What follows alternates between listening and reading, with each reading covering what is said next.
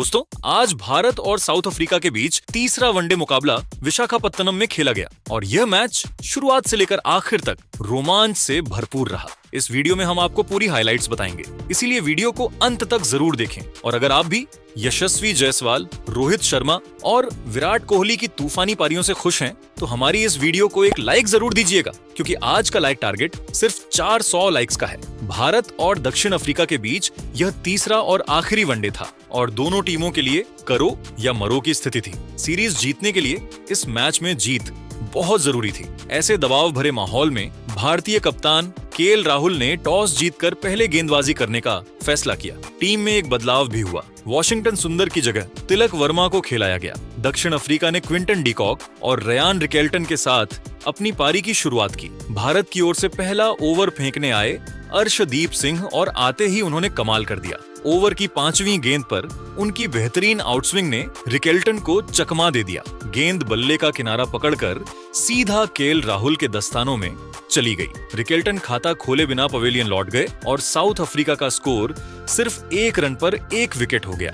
भारत को शानदार शुरुआत मिल चुकी थी। दूसरा ओवर डाला हर्षित राणा ने और उन्होंने अपने डेब्यू जैसे आत्मविश्वास के साथ एक दमदार मेडन ओवर फेंका। तीसरे ओवर में फिर से अर्शदीप ने रन नहीं बनने दी। शुरुआती 3 ओवरों में अफ्रीकी बल्लेबाज पूरी तरह दबाव में आ चुके थे। चौथे ओवर में राणा ने एक बार फिर उत्कृष्ट गेंदबाजी की। भले ही इस ओवर में 2 चौके लगे, लेकिन दोनों ही चौके बल्लेबाजों के एज से आए, जो ये दिखाता था कि भारतीय गेंदबाज कितने नियंत्रण में थे और बल्लेबाज कितने असहज। अर्शदीप और राणा की धाकड़ गेंदबाजी का असर साफ दिख रहा था। शुरुआती 8 ओवरों में दक्षिण अफ्रीका की हालत यह थी कि वे रन भी नहीं बना पा रहे थे और गेंदबाजों का सामना भी मुश्किल हो रहा था। स्कोर सिर्फ 25 तक ही पहुंच पाया था और राणा ने तो शुरुआती स्पेल में 2 मेडन ओवर डालकर डी कॉक और बाबूमा दोनों को परेशान कर दिया था। 9वें ओवर में भारत ने गेंदबाजी में बदलाव किया और प्रसिद्ध कृष्णा को आक्रमण पर लाया गया, लेकिन कृष्णा की पहली ही ओवर में डी कॉक ने मौका भांपते हुए हमला बोल दिया। थोड़ी छोटी गेंद पर उन्होंने पुल शॉट मारकर गेंद को बाउंड्री के बाहर पहुंचा दिया। यह अफ्रीकी पारी का पहला बड़ा शॉट था और इससे उनके ड्रेसिंग रूम में थोड़ी राहत मिली। 10 ओवर पूरे होने तक अफ्रीकी टीम मुश्किल में थी। स्कोर 42 पर 1 था और रन गति काफी धीमी, लेकिन 11वें ओवर में क्रिकेट का खेल अचानक बदलता दिखाई दिया। प्रसिद्ध कृष्णा की दूसरी गेंद थोड़ी फुल पड़ी और डी कॉक ने एक्स्ट्रा कवर के ऊपर से शानदार छक्का जड़ दिया। अगली गेंद शॉर्ट थी और इसे भी उन्होंने स्क्वायर लेग की दिशा में चौके के लिए भेज दिया। ओवर की आखिरी गेंद पर भी उन्होंने चौका लगाया और एक ही ओवर में 18 रन बटोर ली। ये ओवर भारत के लिए महंगा साबित हुआ और मैच का मोमेंटम थोड़ी देर के लिए दक्षिण अफ्रीका की ओर झुक गया, लेकिन भारत ने जल्दी ही वापसी कर ली। स्पिनर्स को गेंद थमाई गई। जडेजा और कुलदीप यादव दोनों ने अपनी शानदार लाइन और लेंथ से अफ्रीकी बल्लेबाजों को फिर से रोकने का काम किया। डी कॉक और बाबूमा भले बीच बीच में कुछ बाउंड्री निकालते रहे हों, लेकिन भारत के स्पिनरों ने उन्हें खुलकर खेलने का बिल्कुल मौका नहीं दिया। रणगति फिर से धीमी हो गई और भारत ने मैच पर अपनी पकड़ मजबूत कर ली। 16वें ओवर में रविंद्र जडेजा के खिलाफ क्विंटन डी कॉक ने शानदार स्वीप शॉट खेला और गेंद सीधे लेग साइड बाउंड्री के बाहर चली गई। इसी शानदार शॉट के साथ डी कॉक ने अपनी 50 भी पूरी कर ली। शुरुआत में थोड़े संघर्ष में दिख रहे डी कॉक अब पूरी तरह लय में आ चुके थे और भारतीय गेंदबाजों के लिए बड़ी चुनौती बनते जा रहे थे। दूसरी ओर प्रसिद्ध कृष्णा लगातार महंगे साबित हो रहे थे, जिसके चलते कप्तान केएल राहुल ने रणनीति बदलते हुए 17वें ओवर में पार्ट टाइम गेंदबाज तिलक वर्मा को अटैक पर लगाया। तिलक की पहली गेंद फुल टॉस रही, जिसे डी कॉक ने आसानी से चौके में बदल दिया, लेकिन इसके बाद तिलक ने बेहतरीन नियंत्रण दिखाते हुए बाकी 5 गेंदों पर सिर्फ 2 रन दिए और भारत की ओर से दबाव वापस बनाने में अहम भूमिका निभाई।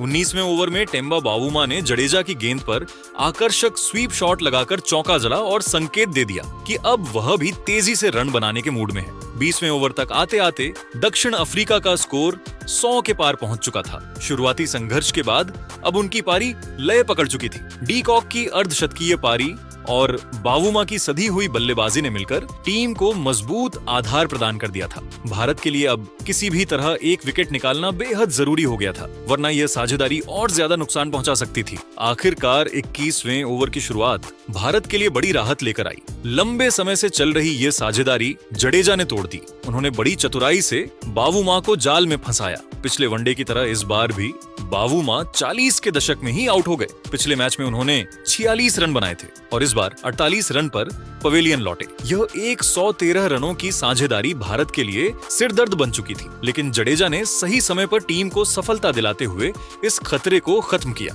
जडेजा की गेंद थोड़ी धीमी थी और ऑफ स्टंप के बाहर पिच हुई। बावूमा ड्राइव खेलने के लालच में आ गए, लेकिन गेंद शॉट के लिए सही लेंथ पर नहीं थी। जैसे ही उन्होंने जोर से शॉट खेलना चाहा, गेंद उनके बल्ले का ऊपरी किनारा लेती हुई बैकवर्ड पॉइंट की ओर उड़ी, जहां विराट कोहली ने रिवर्स कप में शानदार कैच पकड़ लिया। ये जडेजा का इस सीरीज का पहला विकेट भी था और बिल्कुल सही समय पर आया। बावूमा के आउट होने के बाद मैदान पर आए मैथ्यू ब्रिट्स। उधर डी कॉक पहले से ही सेट थे और लगातार आक्रामक रुख में बल्लेबाजी कर रहे थे। कुलदीप यादव के एक ओवर में उन्होंने पहले चौका मारा और फिर अगली ही गेंद पर लॉन्ग ऑन के ऊपर से शानदार छक्का जड़ दिया। उनका आत्मविश्वास और भी बढ़ चुका था। इधर 26वें ओवर में तिलक वर्मा फिर से गेंदबाजी करने आए। उनके सामने नए बल्लेबाज ब्रिट्स पहले ही ओवर में बिना समय गवाए आक्रामक हो गए। उन्होंने लगातार 2 गेंदों पर लॉन्ग ऑन के ऊपर से 2 बड़े शॉट जड़ दिए, जिससे दक्षिण अफ्रीका की रणगति एक बार फिर बढ़ गई। देखते ही देखते डी कॉक और ब्रिट्स के बीच 50 रनों की पार्टनरशिप भी पूरी हो गई और भारत के लिए एक और विकेट की जरूरत महसूस होने लगी। अगले ओवर में प्रसिद्ध कृष्णा को फिर से गेंदबाजी सौंपी गई। इस बार उन्होंने बेहद संयमित गेंदबाजी करते हुए सिर्फ 1 रन दिया। उनका यह ओवर भारत के लिए काफी उपयोगी साबित हुआ। कप्तान राहुल ने महसूस किया कि कृष्णा अब बेहतर लय में लौट रहे हैं, इसलिए उन्होंने उन्हें अगला ओवर भी सौंप दिया और इसी भरोसे का नतीजा मिला। कृष्णा ने एक शानदार गेंद फेंकी जो सीधे ब्रिट्स के पैड पर जा लगी। अंपायर ने तुरंत उंगली उठा दी। ब्रिट्स ने डीआरएस लिया, लेकिन रीप्ले में साफ दिखा कि गेंद स्टंपों से टकराती, इसलिए फैसला बरकरार रहा। ब्रिट्स 24 रन बनाकर आउट हुए और दक्षिण अफ्रीका का स्कोर 167 पर 3 विकेट हो गया। यह विकेट भारत के लिए बहुत महत्वपूर्ण था, लेकिन प्रसिद्ध कृष्णा यहीं नहीं रुके। इसी ओवर में उन्होंने पिछले मैच के शतक वीर एडन मार्कराम को भी आउट कर दिया। मार्कराम, जिन्हें इस मैच में 5वें नंबर पर भेजा गया था, जल्दी रन बनाने के चक्कर में गलती कर बैठे। कृष्णा ने गुड लेंथ की गेंद डाली जो थोड़ी ऊपर उठ रही थी। शॉट ड्राइव करने लायक नहीं थी, लेकिन मार्कराम ने फिर भी ड्राइव खेल दिया और गेंद सीधी कवर में विराट कोहली के हाथों में चली गई। कोहली ने आसान कैच लेकर उन्हें पवेलियन भेज दिया। दक्षिण अफ्रीका अचानक दबाव में आ गया। 2 ओवरों के भीतर 2 बड़े विकेट गिर चुके थे। अब क्रीज पर आए नए बल्लेबाज, लेकिन स्ट्राइक पर मौजूद थे क्विंटन डी कॉक।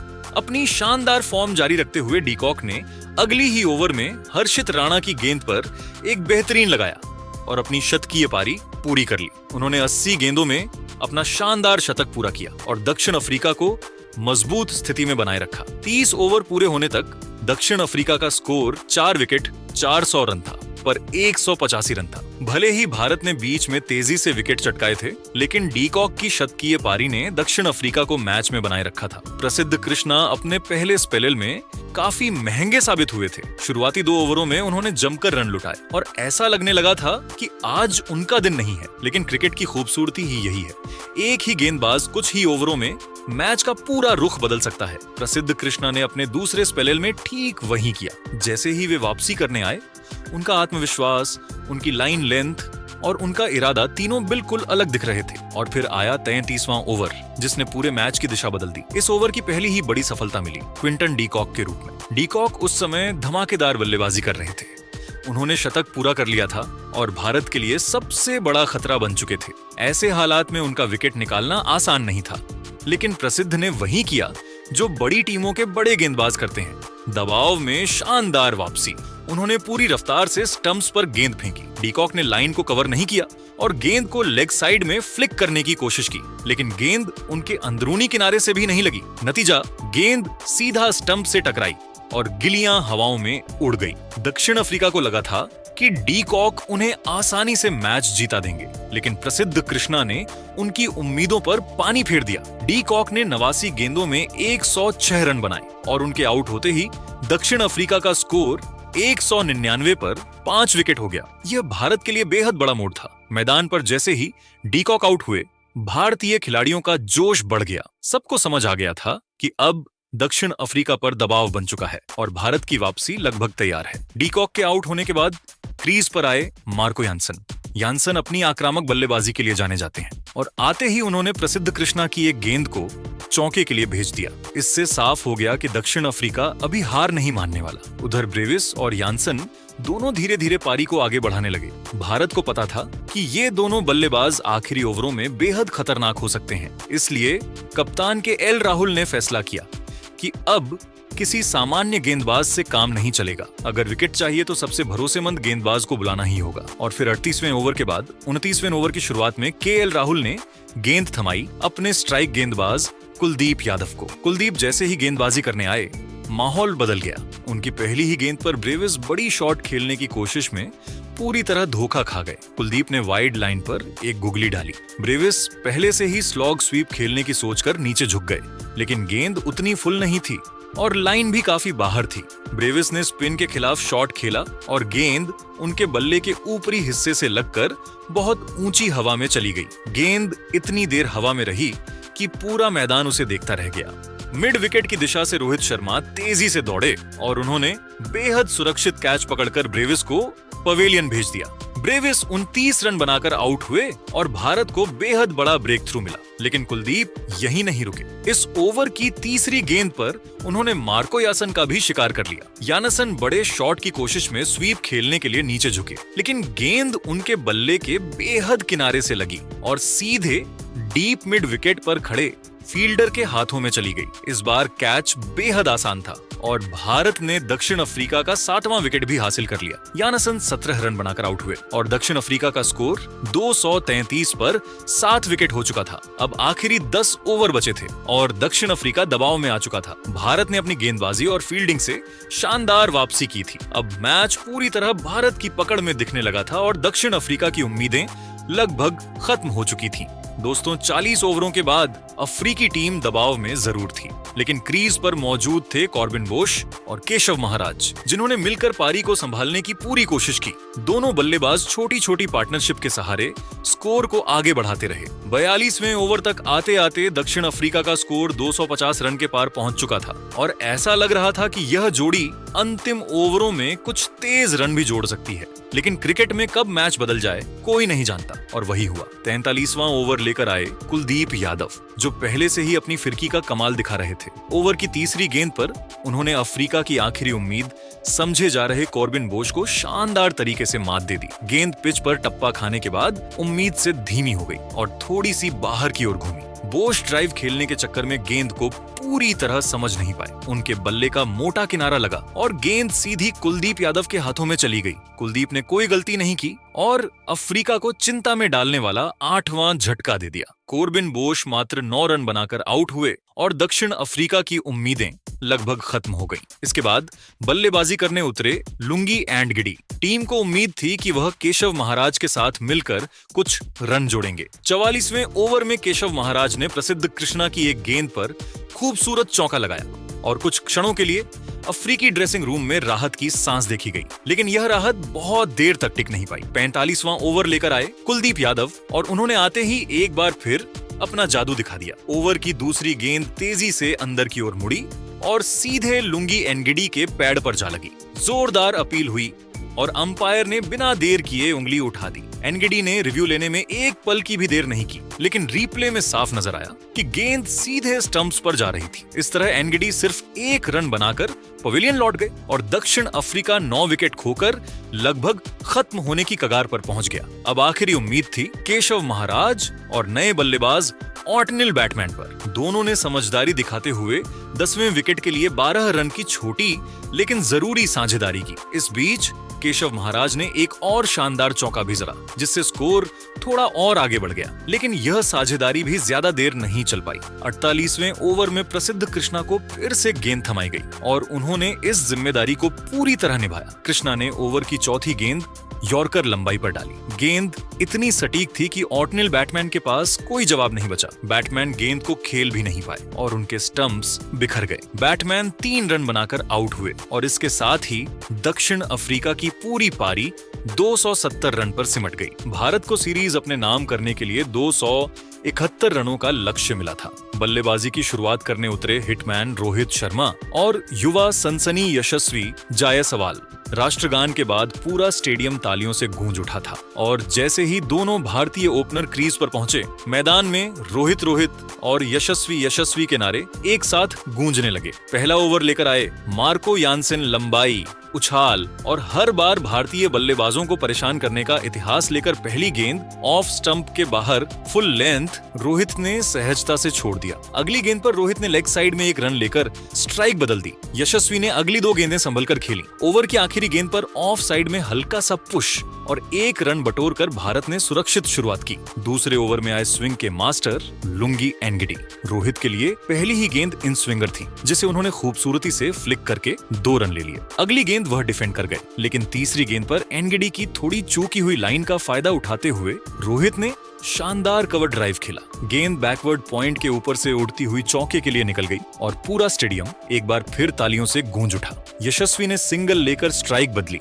कुछ गेंदें डिफेंड हुई और ओवर शांतिपूर्वक खत्म हुआ। तीसरा ओवर फिर यानसेन के हाथ में था। शुरुआत शॉर्ट गेंद से हुई, जिसे रोहित ने डक कर दिया। अगली गेंद पर उन्होंने लेग साइड में 2 रन लेकर स्कोर आगे बढ़ाया। फिर फुल लेंथ गेंद पर रोहित ने शानदार स्ट्रेट ड्राइव खेला, लेकिन सीधा मिड ऑफ के हाथों में चला गया। यशस्वी ने ओवर को सिंगल से संभालते हुए खत्म किया। चौथे ओवर में एनगिडी फिर धमाका लेकर लौटे। पहली ही गेंद फुल टॉस थी और यशस्वी ने इसका पूरा फायदा उठाते हुए आगे बढ़कर मिड ऑफ के ऊपर से गगनचुंबी शॉट जड़ दिया। गेंद सीधे 77 मीटर दूर स्टैंड्स में जा गिरी और पूरा मैदान उफान पर आ गया। रोहित ने अगली गेंद पर सिंगल लिया। यशस्वी ने कुछ गेंदें डिफेंड की और दोनों बल्लेबाज बेहद समझदारी से पारी को आगे बढ़ाते रहे। 5वां ओवर यानसेन की ओर से आया। रोहित ने शुरुआत में पुल की कोशिश की, लेकिन किसी तरह गेंद सुरक्षित जगह गिरी। फिर उन्होंने लेग साइड में 2 रन लेकर लय बनाई। यशस्वी ने भी तीसरी गेंद पर सिंगल लिया और ओवर के अंत तक दोनों बल्लेबाज सटीक शॉट चयन के साथ टिके रहे।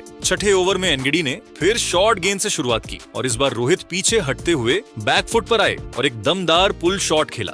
गेंद डीप मिड विकेट के ऊपर से हवा में तैरती हुई 87 मीटर दूर जा गिरी। स्टेडियम में जैसे तूफान आ गया। बाकी गेंदों पर दोनों ने समझदारी से सिंगल डबल लेते हुए पारी को और मजबूत किया। 7वें ओवर में यानसेन ने अच्छी लेंथ से वापसी की। रोहित ने डिफेंस से शुरू किया, फिर ग्लांस करके 2 रन लिए, जबकि यशस्वी स्ट्राइक रोटेट करते रहे। दोनों की साझेदारी धीरे धीरे मजबूत होती जा रही थी। 8वां ओवर लेकर आए ऑटनल बाटमैन और पहली ही गेंद पर रोहित ने आगे बढ़कर क्लासिकल कवर ड्राइव से गेंद को चौके के लिए भेज दिया। यशस्वी ने स्ट्राइक बदलते हुए 1 रन लिया। रोहित ने फ्लिक से 2 और रन जुटाए और ओवर के बाकी हिस्से को दोनों बल्लेबाजों ने धैर्यपूर्वक खेला। 9वां ओवर यानसेन का। पहली गेंद शॉर्ट थी। यशस्वी ने उसे पुल करने की कोशिश की, लेकिन मिस। दूसरी गेंद पर रोहित ने सिंगल लिया। तीसरी गेंद पर यशस्वी ने लेग साइड पर फ्लिक करके 2 रन। चौथी गेंद पर रोहित ने डिफेंड किया। 5वीं गेंद पर यशस्वी ने ऑफ साइड पर कट लगाकर थर्ड मैन की दिशा में 2 रन और आखिरी गेंद पर रोहित ने सिंगल लिया। 10वां ओवर केशव महाराज गेंदबाजी करने आए। पहली गेंद फुल लेंथ थी। रोहित ने उसे आगे बढ़कर स्वीप करके स्क्वायर लेग बाउंड्री के बाहर 4 रन भेज दिए। दूसरी गेंद पर यशस्वी ने सिंगल लिया। तीसरी गेंद पर रोहित ने फिर डिफेंड किया। चौथी गेंद पर यशस्वी ने लेग साइड पर स्वीप करके 2 रन। 5वीं गेंद पर रोहित ने बैकफुट पर जाकर कट लगाकर पॉइंट बाउंड्री 4 रन और आखिरी गेंद पर यशस्वी ने सिंगल लिया। पावर प्ले के 10 ओवर तक भारत बिना किसी नुकसान के 48 रन बना चुका था। यशस्वी जायसवाल 28 गेंदों पर 28 रन पर नाबाद थे और रोहित शर्मा 32 गेंदों पर 20 रन पर नाबाद थे। दोनों के बीच अभी तक कोई जोखिम नहीं लिया गया था और पारी पूरी तरह संभली हुई थी। 11वें ओवर में बाटमैन की गेंद पर रोहित ने लेग साइड पर फ्लिक करके फाइन लेग बाउंड्री 4 रन। 12वें ओवर में महाराज की गेंद पर यशस्वी ने आगे बढ़कर लॉन्ग ऑन की दिशा में सिंगल लिया। 13वें ओवर में बैटमैन की गेंद पर रोहित ने इनसाइड एज लेकर लेग साइड पर 4 रन बटोरे। 14वें ओवर में महाराज की गेंद पर रोहित ने आगे बढ़कर मिड विकेट के ऊपर से जबरदस्त शॉट खेलकर 4 रन। 15वें ओवर में बाटमैन की गेंद पर रोहित ने बैकफुट पर जाकर कट शॉट खेला और गेंद थर्ड मैन बाउंड्री के बाहर 4 रन। 16वें ओवर में महाराज की गेंद पर यशस्वी ने स्वीप करके स्क्वायर लेग बाउंड्री 4 रन। 17वें ओवर में बाटमैन की गेंद पर रोहित ने लेग साइड 4 रन पर फ्लिक करके 2 रन। 18वें ओवर में कॉर्बिन बोश गेंदबाजी करने आए और यशस्वी ने उनकी दूसरी गेंद को लेग साइड पर पुल करके डीप स्क्वायर लेग के ऊपर से 4 रन। उसी ओवर में रोहित ने बोश की शॉर्ट गेंद को स्विवल पुल लगाकर डीप बैकवर्ड स्क्वायर लेग के ऊपर से जड़ दिया। 19वें ओवर में महाराज की गेंद पर रोहित ने बैकफुट पर जाकर स्क्वायर लेग की दिशा में सिंगल लेकर अपना अर्धशतक पूरा किया। 50 गेंदों पर 50 रन। पूरा स्टेडियम खड़ा होकर तालियां बजा रहा था। उसी ओवर में यशस्वी ने लॉन्ग ऑन की दिशा में सिंगल लेकर दोनों के बीच 100 रन की साझेदारी पूरी कर दी। 20वें ओवर में बोश की शॉर्ट गेंद पर रोहित ने फिर पुल करके डीप बैकवर्ड स्क्वायर लेग के ऊपर से दूसरा जड़ दिया। 21वें ओवर में महाराज की गेंद पर यशस्वी ने स्वीप करके 2 रन। 22वें ओवर में एनगिडी की शॉर्ट गेंद पर यशस्वी ने बैकफुट पर जाकर पुल करके मिड विकेट के ऊपर से 4 रन। उसी ओवर में बोस की गेंद पर रोहित ने फिर पुल करके तीसरा जड़ दिया। 23वें ओवर में एनगिडी की शॉर्ट गेंद पर यशस्वी ने आगे बढ़कर लॉफ्टेड पुल लगाकर लगातार 2 चौके जड़ दिए। उसी ओवर में यशस्वी ने सिंगल लेकर अपना अर्धशतक पूरा किया। 68 गेंदों पर 50 रन। स्टेडियम यशस्वी यशस्वी के नारों से गूंज उठा। 24वें ओवर में बैटमैन की शॉर्ट गेंद पर यशस्वी ने हार्ड कट लगाकर थर्ड मैन बाउंड्री 4 रन। उसी ओवर में फिर शॉर्ट गेंद पर यशस्वी ने फ्लिक करके लगातार 2 चौके जड़ दी। 25वें ओवर में केशव महाराज की फुल गेंद पर रोहित ने स्लॉग स्वीप खेलने की कोशिश की, लेकिन टॉप एज लेकर गेंद हवा में उठी और डीप मिड विकेट पर खड़े मैथ्यू ब्रिडजे ने दौड़ लगाकर शानदार कैच लपक लिया। रोहित शर्मा स्लॉग स्वीप खेलते हुए 73 गेंदों पर 75 रन बनाकर आउट हो गए। उनकी पारी में 7 चौके और 3 छक्के शामिल थे। भारत 1 विकेट के नुकसान पर 155 रन। क्रीज पर आए किंग विराट कोहली और पूरा स्टेडियम खड़ा होकर कोहली कोहली चिल्लाने लगा। 26वें ओवर में एडन मार्करम गेंदबाजी करने आए और यशस्वी ने उनकी पहली गेंद को लेग साइड पर स्वीप करके deep square leg boundary 4 run. 27वें ओवर में महाराज की गेंद पर कोहली ने डिफेंड किया। 28वें ओवर में मार्करम की गेंद पर यशस्वी ने आगे बढ़कर ड्राइव लगाया और गेंद कवर के ऊपर से निकलकर बाउंड्री के बाहर 4 रन। 22वें ओवर में महाराज की गेंद पर कोहली ने लेट कट लगाकर थर्ड मैन की दिशा में 2 रन। 30वें ओवर में यानसेन की शॉर्ट गेंद पर यशस्वी पुल करने गए, लेकिन टॉप एज लेकर गेंद थर्ड मैन की दिशा में गई, लेकिन कोई फील्डर नहीं था और गेंद बाउंड्री के बाहर 4 रन। 31वें ओवर में यानसेन की फुल लेंथ गेंद पर कोहली ने आगे बढ़कर शानदार कवर ड्राइव लगाकर गेंद को स्वीपर कवर के सामने से निकालकर बाउंड्री के बाहर 4 रन भेज दिया। 31.4 ओवर तक भारत 1 विकेट के नुकसान पर 193 रन बना चुका था। यशस्वी जायसवाल 99 गेंदों पर 91 रन पर नाबाद थे और विराट कोहली 18 गेंदों पर 14 रन पर नाबाद थे। दोनों के बीच अभी तक 38 रनों की साझेदारी हो चुकी थी। अब भारत को जीत के लिए सिर्फ 78 रन चाहिए थे और 9 विकेट हाथ में थे और 31.4 ओवर के बाद भारत 1 विकेट के नुकसान पर 193 रन बना चुका था। यशस्वी जायसवाल 99 गेंदों पर 91 रन पर नाबाद थे और विराट कोहली 18 गेंदों पर 14 रन पर नाबाद थे। अब सिर्फ 78 रन चाहिए थे जीत के लिए और 9 विकेट हाथ में थे। 32वें ओवर में मार्को यानसेन गेंदबाजी करने आए। यशस्वी ने पहली गेंद को लेग साइड पर फ्लिक 1 करके 2 रन बटोरे। तीसरी गेंद पर कोहली ने आगे बढ़कर शानदार कवर ड्राइव लगाकर बाउंड्री के बाहर 4 रन भेज दिया। 33वें ओवर में कॉर्बिन बोश गेंदबाजी करने आए। कोहली ने बैकफुट पर जाकर शॉर्ट गेंद को मिड विकेट के गैप में पुल करके 4 रन। उसी ओवर की आखिरी गेंद पर कोहली ने आगे बढ़कर बैक ऑफ लेंथ गेंद को वाइड लॉन्ग ऑन के ऊपर से जबरदस्त लॉफ्ट करके 6 रन जड़ दिया। स्टेडियम कोहली कोहली के नारों से गूंज उठा। 34वें ओवर में बोश की गेंद पर यशस्वी ने गुड लेंथ गेंद को स्कूप करके डीप फाइन लेग के ऊपर से 6 रन के लिए भेज दिया। उसी ओवर में यशस्वी ने फाइन लेग की दिशा में सिंगल लेकर अपना पहला वनडे शतक पूरा किया। 115 गेंदों पर 100 रन। हेलमेट उतारा और कोहली ने गले लगाकर बधाई दी। पूरा स्टेडियम खड़ा होकर तालियां बजा रहा था। 35वें ओवर में बोज की गेंद पर कोहली ने आगे बढ़कर ड्राइव लगाकर 2 रन। 36वें ओवर में ऑन्टानिल बैटमैन गेंदबाजी करने आए। यशस्वी ने गुड लेंथ गेंद को स्कूप करके डी कॉक के ऊपर से 6 रन जड़ दिया। 37वें बोज की शॉर्ट गेंद पर कोहली ने फ्रंट फुट पुल लगाकर डीप मिड विकेट के ऊपर से 6 रन। उसी ओवर में कोहली ने बैक फुट पुल से 4 रन। 38वें ओवर में बैटमैन की फुल गेंद पर कोहली ने सिंगल लेकर अपना अर्धशतक पूरा किया। 42 गेंदों पर 50 रन। उसी ओवर में कोहली ने फ्रंट फुट पुल से 4 रन, फुट पर विप करके डीप मिड विकेट के ऊपर से 6 रन और फिर हाफ बॉली को स्ट्रेट ड्राइव से 4 रन। 39वें ओवर में बैट्समैन की गेंद पर यशस्वी ने शॉर्ट और वाइड गेंद को कट करके स्वीपर कवर के दाएं 4 रन। उसी ओवर में कोहली ने स्लोअर बॉल को आगे बढ़कर कवर ड्राइव से 4 रन और फिर लेग कटर को फ्लैट बैट से कवर के ऊपर 4 रन जड़कर भारत को 9 विकेट से शानदार जीत दिला दी। भारत ने 39.5 ओवर में 1 विकेट के नुकसान पर 271 रन बनाकर मैच और सीरीज 2-1 से अपने नाम कर ली। यशस्वी जायसवाल 121 गेंदों पर 116 रन और विराट कोहली 45 गेंदों पर 65 रन बनाकर नाबाद रहे। विशाखापट्टनम की रात नीली हो गई। विशाखापट्टनम की रात नीले रंग में रंग गई और पूरी भारतीय टीम एक दूसरे को गले लगाकर जश्न मना रही थी, जबकि साउथ अफ्रीकी खिलाड़ी निराश खड़े थे। तो दोस्तों, इस मैच का हीरो कौन रहा? विराट की ताबड़तोड़ पारी या रोहित यशस्वी की रिकॉर्ड साझेदारी? अपनी राय कमेंट बॉक्स में जरूर बताएं। और अगर आपको ये वीडियो पसंद आया तो लाइक करें, शेयर करें और चैनल को सब्सक्राइब करना ना भूलें।